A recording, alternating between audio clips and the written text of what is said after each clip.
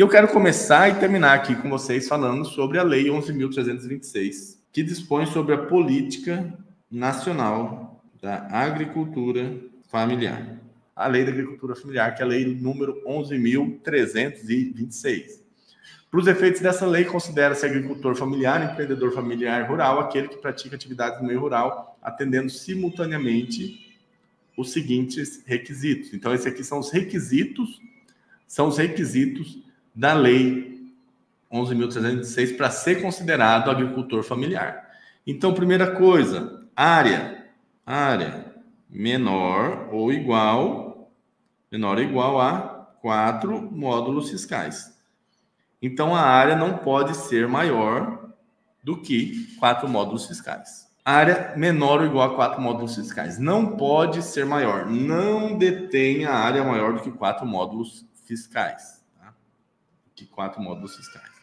2. Utilize predominantemente mão de obra da própria família nas atividades econômicas do seu estabelecimento ou empreendimento.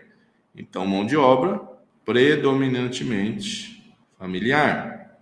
Então, familiar, predominantemente familiar. Não totalmente. Pode ter trabalho eventual de terceiros, esporádico ali, mas não é exclusivamente familiar, tá bom? 3. Tem a renda familiar predominantemente originada das atividades econômicas vinculadas ao próprio estabelecimento ou empreendimento. Então, o terceiro requisito é renda. A renda, a bufunfa que entra ali na casa, né, naquele serviço. Então, a renda também predominantemente das atividades vinculadas ao próprio estabelecimento. Então, atividade do estabelecimento rural. Qual que é o quarto? Percentual mínimo de renda familiar originada das atividades econômicas do seu estabelecimento ou empreendimento na forma definida pelo Poder Executivo. Ah, tá, é porque esse aqui foi substituído, né? Foi substituído aqui, ó. Percentual mínimo de renda familiar, né? Que a gente vai ver lá no decreto depois, qual que é esse percentual mínimo. Está disposto, ó, na forma definida pelo Poder Executivo, tá? Ou seja, no decreto, no regulamento, tá?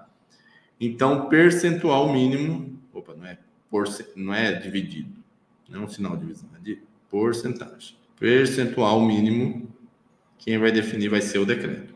E o quarto requisito é o quê? Dirigir o estabelecimento ou empreendimento com a sua família. Então, a própria direção tem que ser familiar também. Ah, eu vou contratar aí um gestor, vou arrendar. Aí não é familiar, tá? Se você está arrendando, está outra pessoa ali empreendendo a sua família. Ah, vou contratar um gerente, fazer tudo mais. Quem tem que dirigir é a própria família.